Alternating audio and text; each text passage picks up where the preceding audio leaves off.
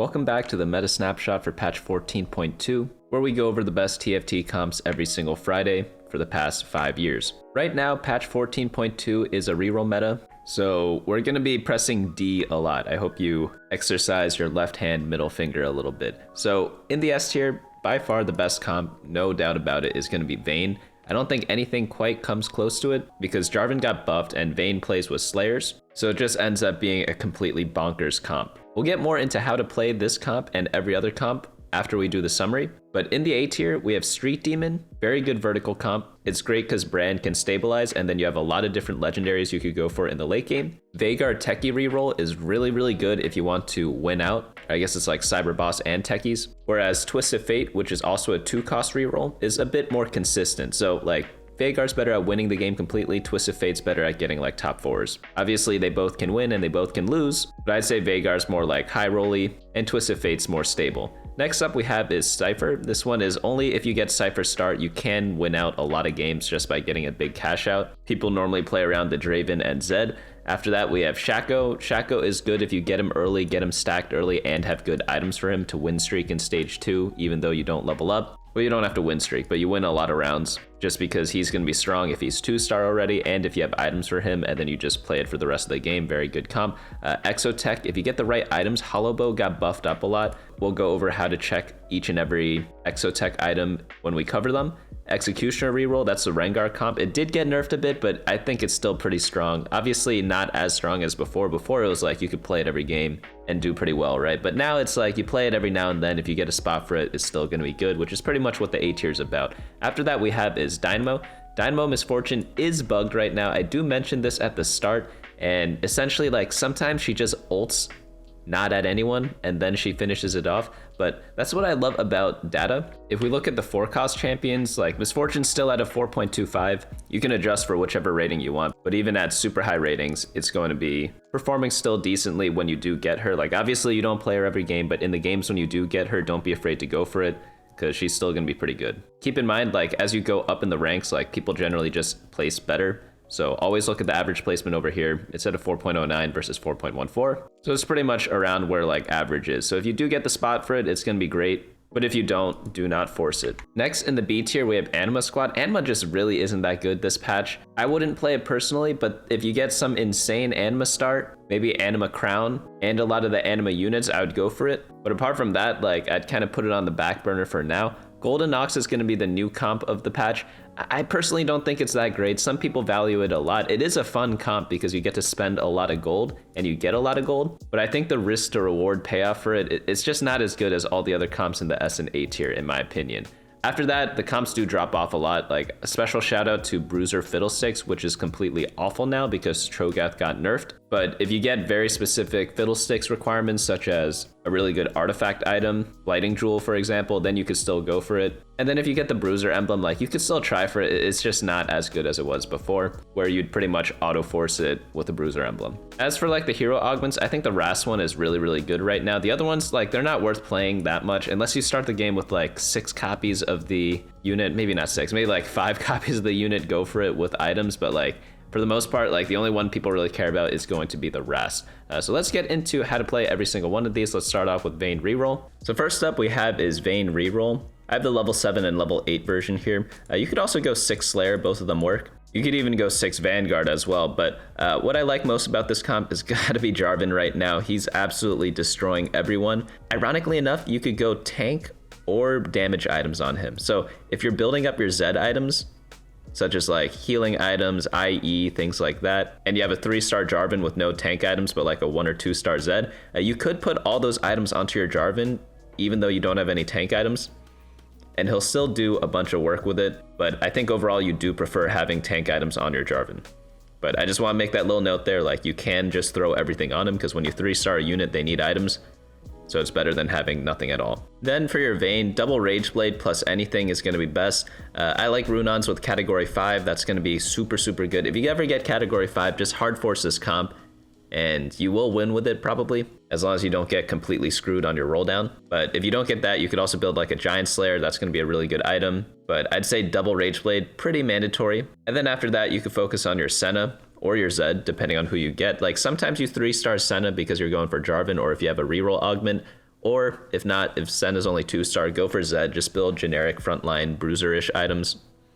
But on Senna, you could just do Runons, Infinity Edge, Last Whisper, things like that. Like Last Whisper is really good because she hits a bunch of units. Same with like red buff, so that's nice if you don't have even shroud. Because make sure like in every team comp you play, you have some sort of magic shred or armor shred depending on what damage type you are. And in this comp you do true damage with Vayne and attack damage with Vayne. And in this comp you do attack damage for most of your comp, and you also have a bit of true damage from Vayne.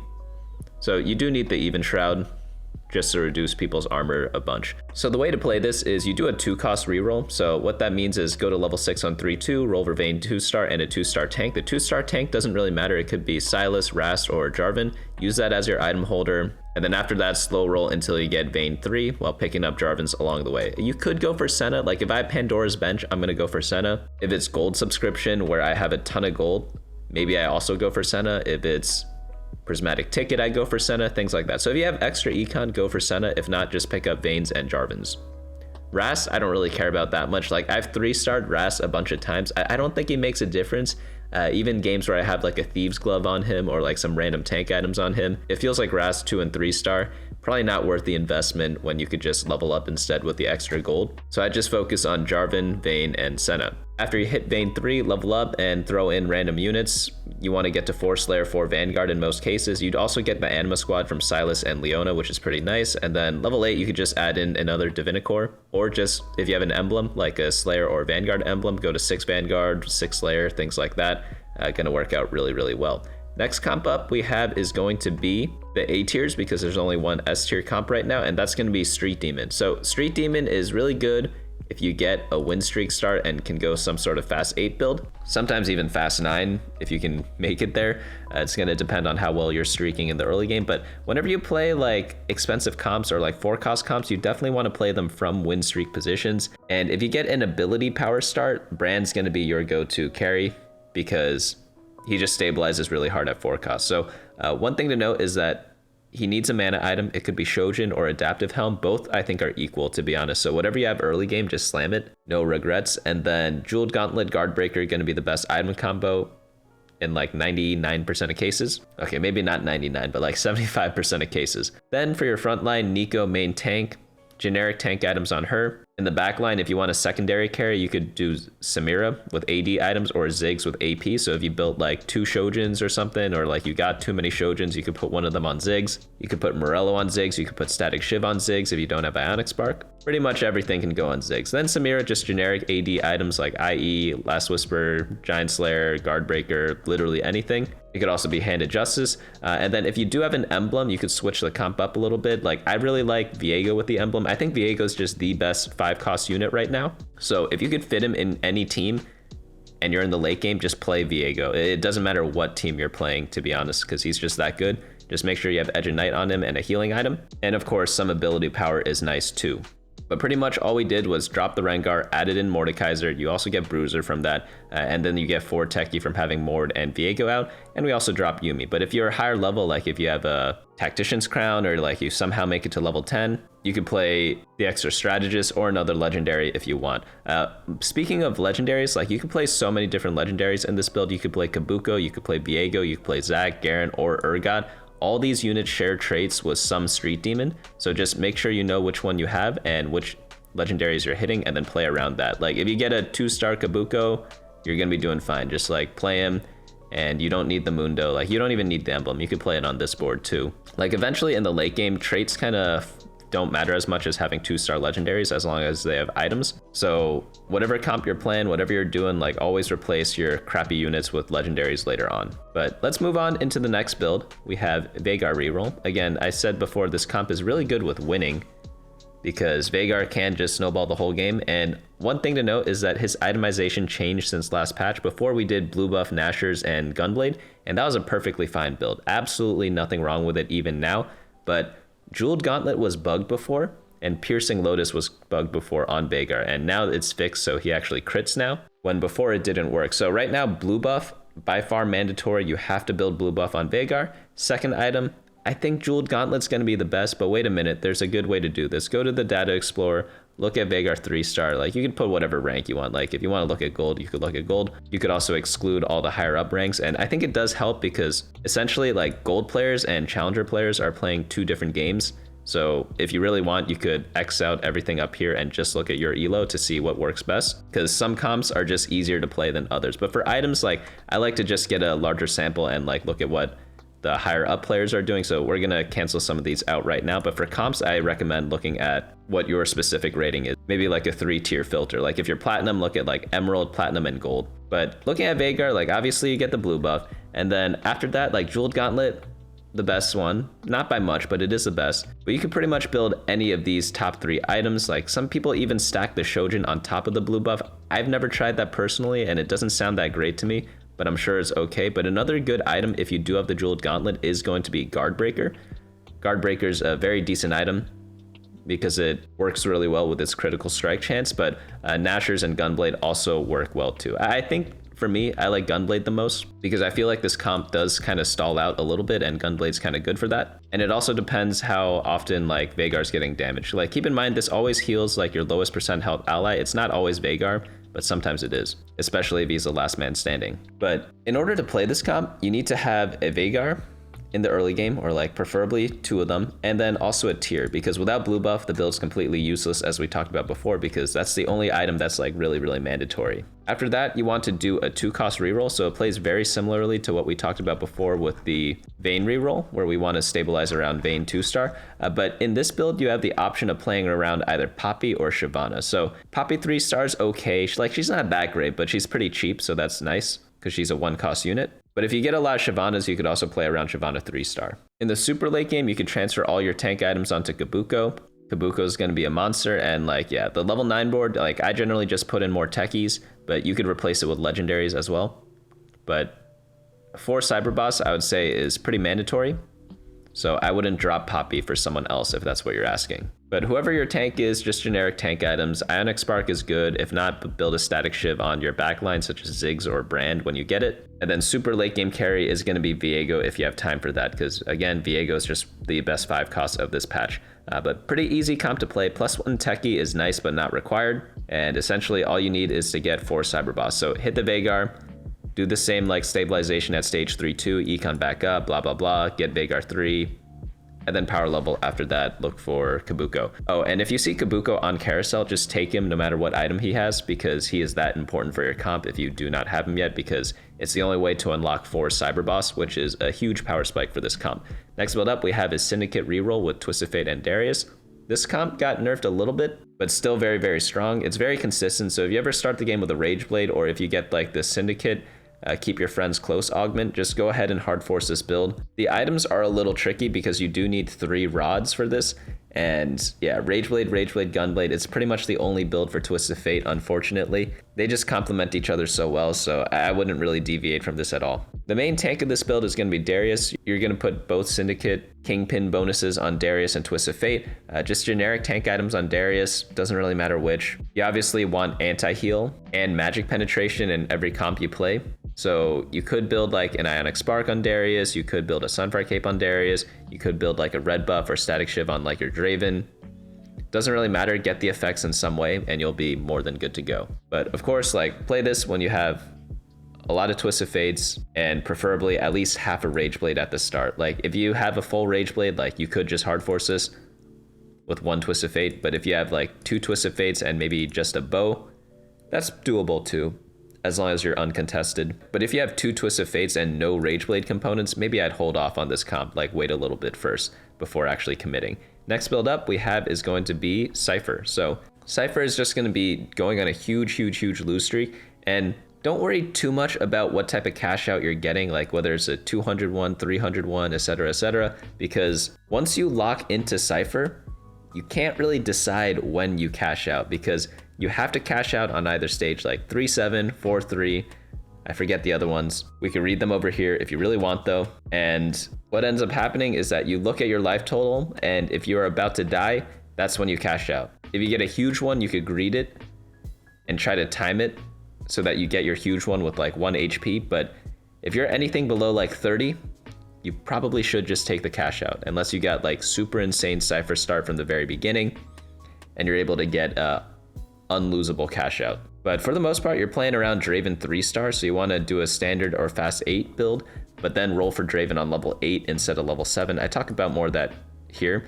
By the way, if you want to get the full guide, go on over to bunnymuffins.lol/meta, because obviously I am summarizing most of the stuff that I'm writing down here, but if you ever need to reference it later in game or something like that, on the website, always updated, and you'll have more than enough info you need there. But for Cypher, like again, Draven 3-star at level 8, Zed's gonna be a solid carry, and then you could cap out with like legendaries in the late game, because you get a lot of different cash outs. Some of them give items, some of them give radiant items, some of them give a lot of gold. Depending on what you get, you have to play around that. So if you have a lot of items, you have to find a lot of different carries. If you have a radiant item, you for sure 100% need like Draven 3-star or whoever you're itemizing to be upgraded. If you get a lot of gold, you could level up, play a lot of the random legendaries such as like Zac and things like that. Like whoever you can get, put them in. Like there's so many legendaries you could play, like it doesn't have to be just 1 or 2. Another thing about this board is that it's pretty flexible. Like you'll see here that we have like Renekton and Zeri and Senna. Like you don't really need any of those. They're nice to have, but like not mandatory at all. The traits just line up decently when you play them. But I'd say 4 Bastion's pretty important if you're going Draven carry, because it's easy to fit in because you have Galio and the other Bastions kind of fit well with the rest of the team. But just make sure you have a good balance of frontline and backline, and you'll be more than good to go. Like if you have 2-star Zac out there, you don't need the 4 Bastion as much, right? Like you could replace those units with someone else, and then you can play around a bunch of other different legendary units depending on what you hit, because we can't always choose the same thing every single game. But items on Draven, like Shojin IE, gonna be a natural pick. Last Whisper is good because he hits a lot of units, so he helps out Zed a ton. Like Zed jumps all around the board, so when Draven throws his axes out, they kind of help out Zed to finish off the kills or vice versa. So they actually work like pretty decently well together in my opinion in the late game. Next build up we have is going to be Shaco Reroll. Shaco builds stacks for every kill that he gets, so you want to be playing him early and often if you get him. Note that in this build, like we have Shaco and Mundo as 3-star, but only Shaco's important. Mundo doesn't matter. Like if you don't get Mundo, you could always put your tank items on Jarvan or Braum. So you really just want to focus around Shaco. Another thing about Shaco is that he's really good with artifact items. How do we find that out? Go to the Explorer. You have Shaco up, go to items, and then put up the artifacts. And in here, you'll find a bunch of different options. Like if it does better than the average placement up here, like this is 3.95. If it does 3.67, 3.86, 3.71, 3.49, etc., etc., etc., it's going to be a good item to build on Shaco. One really fun one to try, I think, is going to be Luden's Tempest. I know like other ones are better, but like this one's a fun one to try because he does a high amount of single target damage. So he's able to pop the effect pretty often. I think it's pretty nice to do. But any of these are going to be good. Don't discriminate between them. Just if you get a portable forge, pop it, pray for the best, and if you get one of these, hard force Shaco if you have him already. But for 1-cost reroll, you want to not level or roll early on. On stage 3-1, when you're level 4, roll down to 32 gold, pick up your units. If you have 7 or more copies, you could roll further to finish Shaco 3-star. If not, econ back up, slow roll at level 5 every turn, and then worst case scenario, hit Shaco 3-star on stage 4-1, where you do an all-in because you absolutely need him 3-star at the start of stage 4. If not, you kind of lose out on a lot of value of the comp. The reason why is because in reroll, especially 1-cost reroll, you spike in the mid game. So if you miss out on that spike, you're pretty much never strong. You're going to get outscaled by other teams. So you need to hit that 3-star Shaco latest at the start of stage 4. Next build up we have is Exotech. So they changed up Exotech a bunch. I actually want to go over the data with this for you. So we go to items and then filter for Exotech items down here. You'll see that, like, ignore the radiant ones for now. Like, we'll just scroll down here. Hollow Bow got buffed a lot. It used to be one of the worst Exotech items, but now it's the best. So you actually play for this over Flux Capacitor. And the only quote-unquote bad one is Cyber Coil. But if you get it, it's not the end of the world. They also buffed Cyber Coil, but it wasn't enough, obviously, because it's, like, the only one that sucks here. But essentially, people are playing around Hollow Bow. All the other ones, like, they're still usable, don't get me wrong. But Hollow Bow is going to be the one you want to go for the most. One thing to note is that Hollow Bow plus Pulse Stabilizer at the same time on Zeri is the best combo. It's rare, but if you get it, hard force Exotech no matter what, because you don't need any items on Zeri. Like, a lot of times when I say, like, oh, you need this to force a comp, you need, like, both the units and the items. For Exotech, if you get Hollow Bow and Pulse Stabilizer in your 357 Exotech, and you just do that by, like, hovering over the trait in your game, you are going to be in a situation where you don't need items because 2 of them are already decided for you. So you just need 1 item for your Zeri. Easy enough, right? But these 2 items in combination with each other, just absolutely bonkers. Do it every time, and yeah, whatever the leftover is, just put them on whoever you want. Like, most likely you have a tank one, so just throw it on Sejuani. But looking at the comp here, like Sejuani main tank, Protector's Vow, best item on Sejuani because she loves casting, and that's the best item to help people cast. And in the backline, you want Zeri 3 items, Jhin 3 items as well, like Rageblade IE on Zeri, IE Shojin on Jhin. Do not underestimate Jhin. He is a 2-star unit, but in this comp with Exotech, the main power of Exotech is that you need items on your Exotech units to get the bonus. If not, it's pretty useless. So always try to put 3 items on your random Exotech units. That's why stuff like Binary Airdrop, Lucky Gloves, and Buried Treasure, Over Encumbered, Band of Thieves are really, really good. If you ever get any Cybernetic trait, that's also going to be good to combine with whatever other item augment you have, plus like the extra Exotech items you get. So all those 3 things, really, really good stuff. Make sure you get that when you go for this comp. Like I have the augment priority down here. Like you want item ones. Well, the trait ones pretty much are item ones. They give you like extra stuff for all your Exotechs. And then like combat and econ kind of come after that. But like in my opinion, you mainly want to focus on the items. Like trait 1, like that goes without saying, because it's like, when else would you take Exotech crest? Like it's only when you go Exotech. But I know what everyone's asking. You always say when you go for a 4-cost comp, you want to have a really big economy. So how come you don't care about econ augments as much? Well, the great thing about Exotech is that you only need 4-cost units. There's no 5-cost Exotech unit. It's actually crazy, right? Like if we go over here and hover over it, it's all 4 costs or below. So it's much easier to find the comp because you could get to 7 Exotech without needing any legendary unit. So that's why you don't need the econ augment for this build. I'm not saying they're bad, they're still useful, but you're not as reliant on the legendaries as other builds. Like you could still play legendaries. That's why I have Kabuko and Aurora here, but that's just because you could fill them with anything in the late game. Like Kabuko's good because you have Bruiser with Mordekaiser. Aurora's good because she's a great Morello applier and she has Dynamo with Jhin. But you could play Garen, you could play Zac, you could play pretty much anything you want. Even like Urgot, you have Executioner with Varus. Renekton, you have Bastion with Sejuani. You could also go for Bastion. But the easiest ones to kind of splash are going to be Kabuko and Aurora. If you do have an emblem, like put it on any of the legendary units, doesn't matter which, and then you could drop Nefiri. Nefiri's not that great. There are some reroll Nefiri builds that I've seen rolling around, but I don't think she's that great though. There's just better stuff to go for. But it's a free country. If you want to go for 3-star Nefiri, go ahead. But yeah, I'm just going to stick to the Hollow Bow Zeri. And if you don't get Hollow Bow, like you still can go for this build, but it's just not going to be as strong. But Flux Capacitor and what was it, like Pulse Stabilizer are still fine on Zeri. Pulse Stabilizer is essentially Infinity Edge on crack, which is obviously a really good item on both Zeri and Jhin. But next build up we have is going to be Executioner Reroll. Rengar got nerfed a bunch. Like, yeah, we know. It's not great, but the comp was so good that it's still fine. So we have the standard build here with 5 Executioner and Rengar main carry. Like Bloodthirster, Handed Justice Titans is going to be the most standard build on him. You could go for 3-star Varus, optional. Graves not that great, but if you do get him 3-star, you can itemize him as well. Vex, great for Morello applying and blue buff if you get a lot of tiers, because tier, apart from Handed Justice, it doesn't do that much. I know it builds Shojin, but you don't always have 3-star Varus, so if you skip that, you could just build a blue buff on Vex.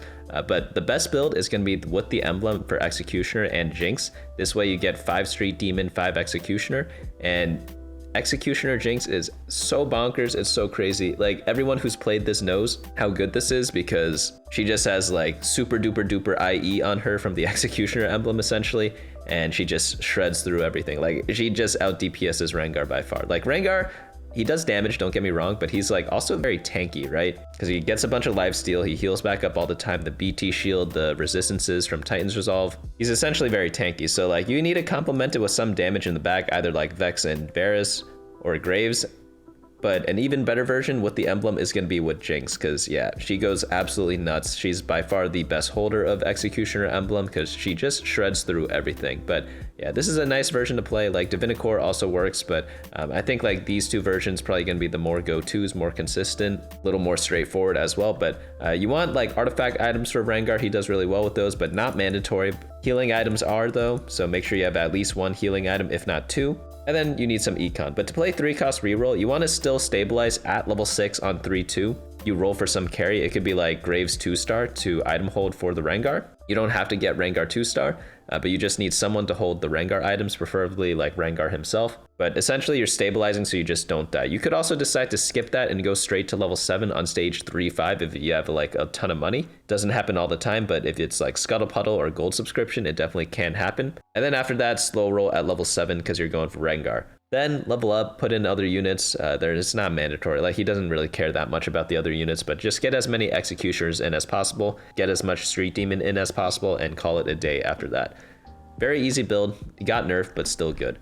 Next one up, we have his Dynamo Misfortune. Like, Misfortune is bugged, don't get me wrong. I know people are going to come in the comments and be like, oh, she's bugged, she's bugged, she's bugged. But that's why, like, data's so good, because you just look at it and you're like, oh, like, it could be worse, right? Like, Misfortune, she's still fine, you know? It's like, it's still playable. Like, it's not like she's Aphelios or Annie, right? Or Cho'Gath. Like, oh my god, Cho'Gath's not even on the tier list today. He's that bad. Like, I don't even have him anywhere. But Misfortune, like, yeah, she's seen better days, but she's still doing pretty well, you know? Play rate of around 1, so 1 player plays Misfortune every single game. Pretty sure that happens even in like Challenger too. If we like change the filters, what is it gonna be, like 0.8 or something like that? Yeah, 0.83. But even though it's not like the very best thing ever, it's still playable and people still play around her. You have to keep in mind there aren't very many 4-cost comps right now. It's Street Demon and Exotech, and you need to like get a really nice start in order to play both of those comps. Like, so what does that leave? That leaves Misfortune comp. That's the only other 4-cost comp, because like no one's playing Aphelios and Xayah. If they do, they're using them to complement other builds, and she's like the next in line, you know? Like Ziggs is only played because Brand's played in Strategist, right? Like, Ziggs doesn't even count, no offense. But the way to play this is you get 4 Dynamo, get 3 Syndicate, so that's going to be Braum and Darius, because you just need tanks for this comp, right? Because 4 Dynamo, they're all like damage units, they're all backline units, so you need the tanks in Braum and Darius. Complement them with whatever you can get. That could be Leona, Kabuko, Cho'Gath. You could also do the Divinity combo with Gragas and Rhaast, and then build triple damage item on Misfortunes. She could use all sorts of stuff. It could be Infinity Edge, Guard Breaker, second Infinity Edge, Giant Slayer, Deathblade, even like a Last Whisper, even like a Hand of Justice if you really need it, right? Just any 3 damage items on Misfortune. You could check out the Explorer for more. And after you itemize her, you want to focus on Aurora, like Morellonomicon, going to be the obvious option there. Archangels is also decent, or Rabadon's is decent. In the front line, like, I'd focus more on front line in my opinion, because you essentially want Misfortune to cast twice. Like, the first cast isn't enough to kill everyone. Like, normally by this time she casts twice, that's when the game gets decided. Either you lost or you won. So you need a strong front line to kind of guarantee that happening. And like, yeah, Leona gonna be the main person there. Generic tank items on her. It could also be like an Even Shroud, because again, you do need the armor penetration. So either put a Last Whisper on someone or get an Even Shroud, or get Piercing Lotus. Piercing Lotus is nice for that because it gives crit, and it also gives the armor penetration. But the good news about this comp is that since not many people are playing it, you pretty much hit for free. But again, she is bugged, but she's still okay to play. That's gonna round out all the A tiers. I wanna just talk about one B tier comp. Like, well, first Anima squad, it just sucks right now. Like, it's just not good. Like, I don't know what to tell you. Unless you get some insane Anima squad start, I would avoid it for now. But Golden Ox is gonna be the new comp that I wanna talk about. Like, some people are rating this higher. Like, it's okay. I've seen it be played. Like, it is a little risky, but I think if you get the right augments with it, it will work. Like econ augments, I have not seen this yet, but I'm pretty sure wise spending is going to be the best augment by far for this, because you get 2 bonus XP whenever you reroll your shop. So essentially what you can do is just reroll every single turn and use that to stack up your Golden Ox stack. So if you don't know how it works, like every time you spend money on your turn, you need to make it up to a threshold to get the Golden Ox stack. So I believe it goes up by like 4 every turn or something like that. It's either 4 or 8, I forget. And spending gold can be done either through rerolling or leveling. So generally you would think, oh, I would just level up to do it. But rerolling gives double the amount of gold, so it's twice as efficient. So if you get wise spending with this, I've never seen it happen yet, but I'm sure someone has. It has to be the best augment ever for this build. And if you get that, like, yeah, go for this build and just like get to 6 Ox Force as quickly as you can. You get a lot of damage amp, and your units are gonna be doing a lot of work. One other interesting thing to try in this build, so we have like pretty much all damage items here. We have Annie, Aphelios, and Viego itemized out. If you ever get 3-star Jarvan, doing a damage build on him is going to be pretty useful as well. And since you're rolling a lot with wise spending, like, it could be something to consider. If you don't get wise spending, what are other ways to play this comp? Stuff like hedge fund, or like anything which gives you a lot of gold allows you to just spam rerolls. and level ups every single turn. So then you could get to the big bonuses anyways, because that's really going to be what makes this comp shine. I think everyone just saw Golden Ox get buffed and then they just play it from like whatever start or like whatever they normally do. And I don't think that's enough. I think you want to play it on like super high resource games like Scuttle Puddle, Gold Subscription, because if not, like you don't get the full benefit from the comp. So that's just one thing to keep in mind. And then like, yeah, the items are pretty standard. Like Annie, it's the same Annie build as people have always done. The super mana heavy item because you just want Tibbers out a bunch. Aphelios, Rageblade, very obvious for him there. It's just his best item, i.e. good for his casting and the Guard Breaker.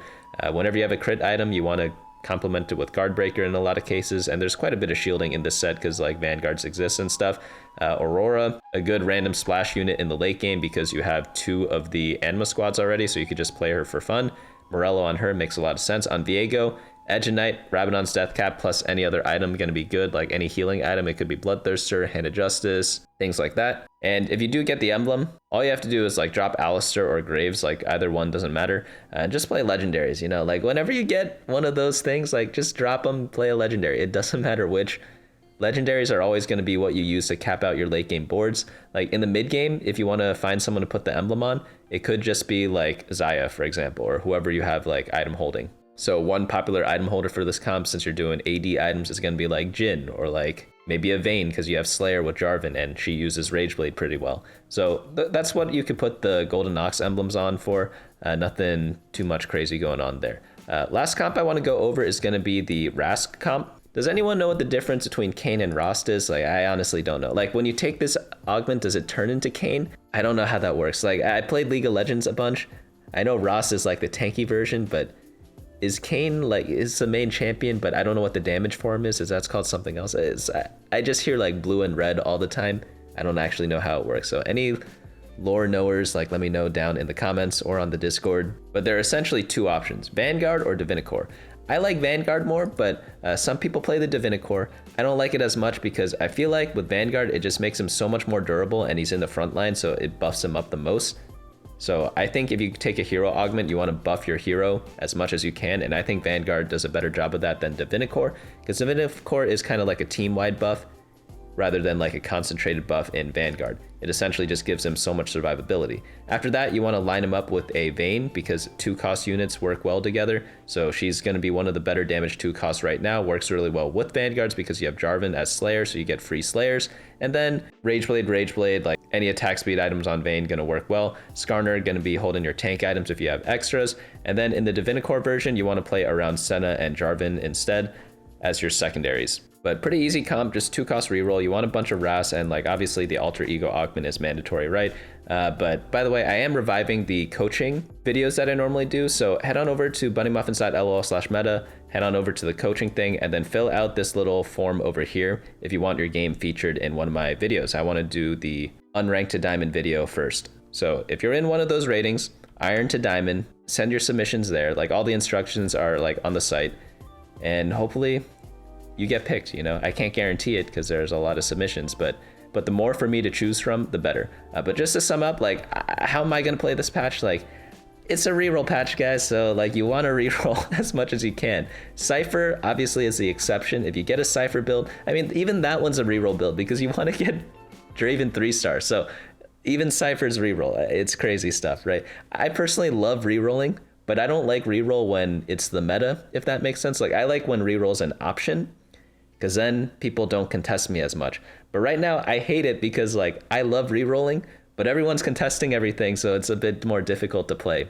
For example, I liked last patch a lot more because everyone was going the Nitro build, and I could go any reroll I want. I could pick and choose, right? And they were pretty strong last patch. There's too much reroll that it's hard for me to kind of like figure out what I want to do too, because I like playing uncontested the most. I prioritize that.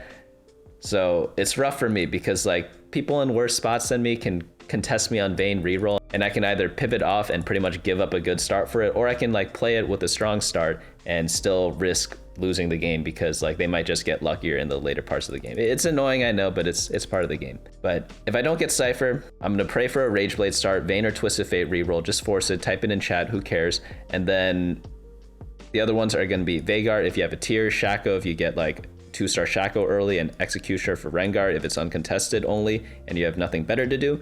And then if you're going AD path, like Exotech and Dynamo Misfortune gonna be the only option, and AP, it's really just Street Demon. So like, that's why it's annoying, because there's no 4-cost option that you could just default to. That's why the Nitro was useful last patch, because you could always default to it, and right now I think that's just missing. Like, I guess you could force Exotech with a bad Exotech item, but I don't think that's a good thing to do. Like, I'd only personally play Exotech if I check the item first and I get a decent one. Like, you want Hollow Bow. Doesn't have to be the first one, but it could be like the 7th one, right? From the 7 Exotech.